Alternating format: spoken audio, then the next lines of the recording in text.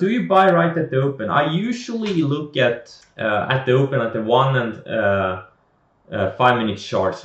Sometimes I even buy like a pre-market if it's that liquid enough, because sometimes these stocks are very liquid pre-market, like they're trading like they're like intraday, like the stock would, like the market is open, and that's what you want to see on the best earnings breakouts. But if I don't buy pre-market, or if I buy pre-market, I want to add to it, I usually look at the 1 and 5 minute charts. I may buy some on the 1 minute candle. Like I let the first minute candle form, and as soon as it breaks that, I buy, and I put a stop below that candle, like the lows of the day, or the 5 minute, and or I do both. And then if I want to add to it even more, I wait for the 5 minute candle to form, and then I might buy it or even add to it.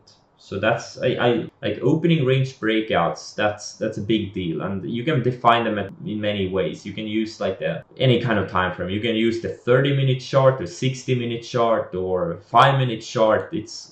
So you kind of have to experiment with that.